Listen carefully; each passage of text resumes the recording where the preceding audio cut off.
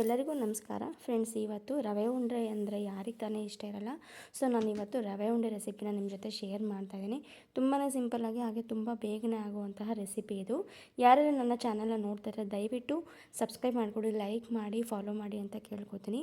So ಬನ್ನಿ, ಹಾಗಿದ್ರೆ ತುಂಬಾ ಇಷ್ಟಪಡುವಂತಹ ತುಂಬ ಟ್ರೆಡಿಷ್ನಲ್ ಇರುವಂತಹ ರವೆ ಉಂಡೆ ರೆಸಿಪಿನ ನಾನು ಇವತ್ತು ನಿಮ್ಮ ಜೊತೆ ಶೇರ್ ಮಾಡ್ತಾಯಿದ್ದೀನಿ.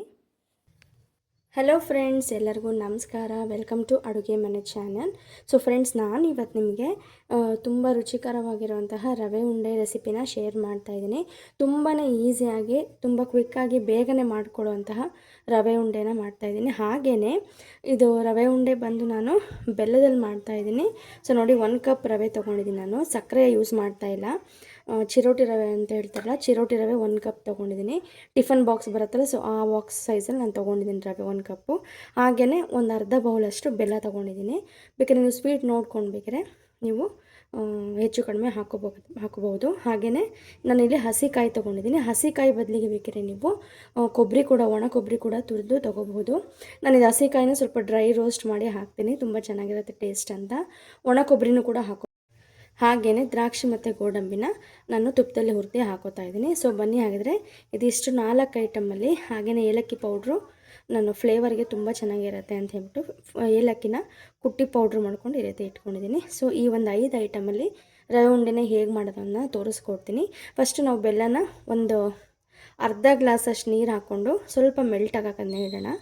ಯಾಕೆಂದರೆ ಬೆಲ್ಲದಲ್ಲಿ ನಮಗೆ ಕಲ್ಲು ಮಣ್ಣು ಸಿಕ್ಕಬಾರ್ದು ನಾವು ರವೆ ಉಂಡೆ ತಿನ್ನುವಾಗ ಅಂತ ಹೇಳ್ಬಿಟ್ಟು ಒಂದು ಬೆಲ್ಲ ಈ ಕಪ್ಪಲ್ಲಿ ಆಗುವಷ್ಟು ನೀರನ್ನು ನಾನು ಇದಕ್ಕೆ ಸೇರಿಸ್ಕೊಂಡು ಮೆಲ್ಟ್ ಆಗ್ಲಿಕ್ಕೆ ಇಟ್ಕೊತೀನಿ. ಸೊ ಇದು ಒಂದು ಕಡೆ ಮೆಲ್ಟ್ ಆಗ್ತಾ ಇರಲಿ. ಇವಾಗ ನಾನು ಈ ಕಡೆಗೆ ಸ್ಟವ್ ಹಚ್ಬಿಟ್ಟು ರವೆನ ಹುರ್ಕೊತೀನಿ. ಈಗ ಈ ಬಾಣಲೆಯಲ್ಲಿ ಫಸ್ಟು ನಾವು ದ್ರಾಕ್ಷಿ ಮತ್ತು ಗೋಡಂಬಿನ ಹುರ್ಕೊಳ್ಳೋಣ. 1-2 ಸ್ಪೂನಷ್ಟು ನಾನು ತುಪ್ಪನ ಸೇರಿಸ್ಕೊತೀನಿ.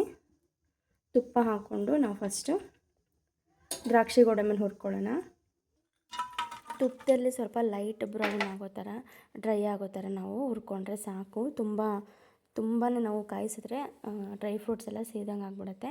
ಸೊ ಈ ರೀತಿ ಬ್ರೌನಿಷ್ ಬಂದಮೇಲೆ ತೆಗೆದುಬಿಟ್ಟು ಅದೇ ಬಾಣಲೆಗೆ ನಾನು ರವೆನ ಹುರ್ಕೋತಾ ಇದ್ದೀನಿ. ನೋಡಿ ರವೆನ ಅದೇ ಬೇಕಿದ್ರೆ ನೀವು ಇನ್ನೊಂದು ಸ್ಪೂನ್ ತುಪ್ಪ ಬೇಕಾದ್ರೆ ಆ್ಯಡ್ ಮಾಡ್ಕೋಬಹುದು.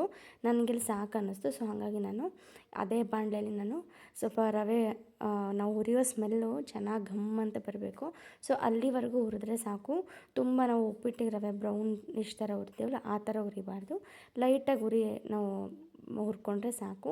ಇವಾಗ ನಾನು ಅದಕ್ಕೆ ಏಲಕ್ಕಿ ಪುಡಿನ ನಾನು ಹಾಗೆ ಕುಟ್ಟಿ ಹಾಕಿರೋದನ್ನ ಆ್ಯಡ್ ಮಾಡಿಕೊಂಡು, ಹಾಗೆಯೇ ಹಸಿ ಕಾಯಿ ತುರಿ ಕೂಡ ನಾನು ಇದಕ್ಕೆ ಆ್ಯಡ್ ಮಾಡ್ಕೊತಾ ಇದ್ದೀನಿ.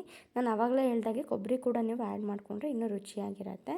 ಈ ರೀತಿ ನೋಡಿ ಆ ಹಸಿ ಕಾಯಿನೂ ಕೂಡ ನಮಗೆ ಫುಲ್ ಡ್ರೈ ಆಗಬೇಕು. ಸೊ ಆ ರೀತಿಯಾಗಿ ನಾನು ಹುರ್ಕೊಂಡು ಇದಕ್ಕೆ ನಾನು ಡ್ರೈ ಫ್ರೂಟ್ಸ್ನ ತುಪ್ಪದಲ್ಲಿ ಏನು ಹುರಿದಿಟ್ಕೊಂಡಿದ್ದಲ್ಲ ಅದನ್ನೆಲ್ಲ ಮಿಕ್ಸ್ ಮಾಡಿಕೊಂಡು ಈ ರೀತಿ ತರ್ತರಿಯಾಗಿ ಉದ್ರಾಗಿ ಆಗೋ ಥರ ಚೆನ್ನಾಗಿ ಹುರ್ಕೋಬೇಕಾಗತ್ತೆ.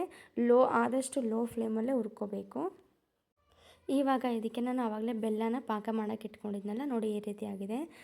ಬೆಲ್ಲದಲ್ಲಿ ಸ್ವಲ್ಪ ಕಸ ಜಾಸ್ತಿನೇ ಇರುತ್ತೆ. ಸೊ ಹಾಗಾಗಿ ಆದಷ್ಟು ನಾವು ಈ ರೀತಿ ಪಾಕ ಮಾಡ್ಕೊಂಡು ಫಿಲ್ಟರ್ ತೆಕ್ಕೊಂಡು ಯಾವುದೇ ಒಂದು ರೆಸಿಪಿ ಹಾಕ್ಕೊಂಡ್ರು ತುಂಬ ಒಳ್ಳೆಯದು. ಯಾವುದೇ ರೀತಿ ನಮಗೆ ಕಲ್ಲು ಸಿಗೋದಿಲ್ಲ.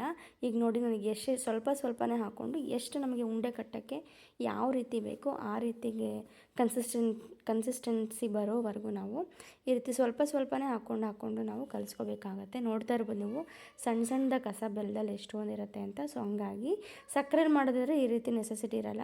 ರವೆಗೆ ಈಗ ನಾವೇನು ರವೆ ಡ್ರೈ ಫ್ರೂಟ್ಸ್ ಎಲ್ಲ ಹುರ್ಕೊಂಡ್ವಲ್ಲ ಅದಕ್ಕೆ ಡೈರೆಕ್ಟ್ ನಾವು ಸಕ್ಕರೆನ ಆ್ಯಡ್ ಮಾಡಿಕೊಂಡು ಈ ರೀತಿ ಕೈ ಆಡಿಕೊಂಡ್ರೆ ಅದು ಸಕ್ಕರೆ ಬಿಸಿಗೆ ಮೆಲ್ಟ್ ಆಗಿ ಈ ರೀತಿನೇ ಆಗುತ್ತೆ. ಬೆಲ್ಲ ಆಗಿರೋದ್ರಿಂದ ಸಪ್ರೇಟ್ ನಾವು ಮೆಲ್ಟ್ ಮಾಡಿಕೊಂಡು ಈ ರೀತಿ ಹಾಕ್ಕೋಬೇಕು. ನೋಡಿ ಈ ರೀತಿಯಾಗಿ ಎಲ್ಲ ನೀಟಾಗಿ ಮಿಕ್ಸ್ ಮಾಡಿ ಇದು ನಮಗೆ ಸ್ವಲ್ಪ ಒಂದು ಸ್ವಲ್ಪ ಆರಿದ ಮೇಲೆ ನಾವು ಇದನ್ನು ಉಂಡೆ ಆಗಿ ಕಟ್ಕೋಬೇಕಾಗತ್ತೆ. ಒಂದು 10 ನಿಮಿಷ ಬಿಟ್ಟು ಬೆಚ್ಚಗಿರುವಾಗಲೇ ನಾವು ಉಂಡೆ ಕಟ್ಕೋಬೇಕು.